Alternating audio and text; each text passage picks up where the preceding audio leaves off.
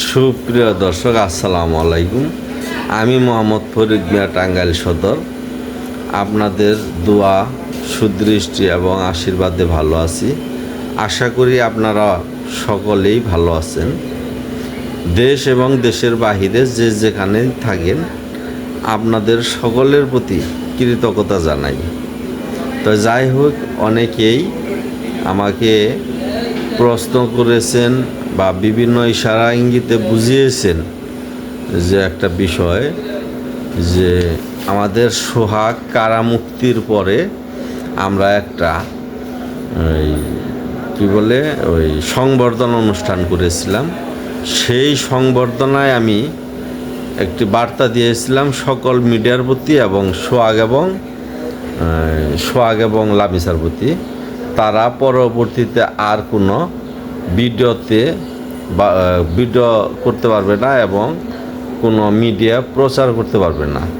কিন্তু এরপরেও দেখা গেছে যে লামিসা এবং সোহাগকে কৌশলে, ব্যবসায়িক উদ্দেশ্যেই হোক আর যেভাবেই হোক, তাদের ভিডিওটা তাদের উদ্দেশ্য করে ছাড়া হচ্ছে, যাহা কাম্য নয়।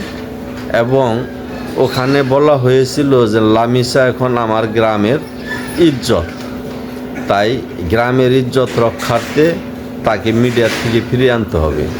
কিন্তু কিছু কিছু ইউটিউবার এবং ওই পেজে এবং ইউটিউবাররা তাকে নিয়ে বিভিন্ন কৌশলে ভিডিও করেই যাচ্ছেন। এর শেষ কোথায় তা আমি আজও বুঝতেছি না।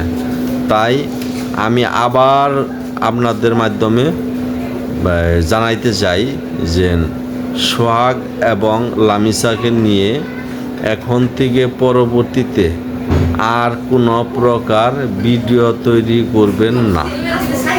এবং সোহাগ এবং লামিসার প্রতি আমার অনুরোধ রইল যে তোমরা যদি আমার এই ভিডিওটি দেখে থাকো, তাহলে এই মুহূর্তে থেকে তোমরা আর কোনো ভিডিও করবে না।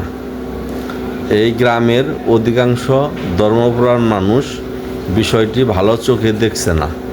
তাই তোমাদের নিকট অনুরোধ রইল এবং সকল সংবাদকর্মীদের নিকট অনুরোধ রইল যে নতুন করে তাদের খবর পর্যন্ত আপনারা নিয়েন না।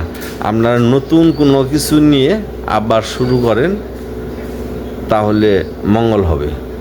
সবাই ভালো থাকবেন এবং আমাদের সোহাগের কারামুক্তির জন্য সকল সাংবাদিক ভাই, প্রবাসী ভাই, দেশ বিদেশের সকল শুভাকাঙ্ক্ষী যারা ছিলেন, তাদের সবাইকে আমি কৃতজ্ঞতা জানাই। ধন্যবাদ সবাইকে।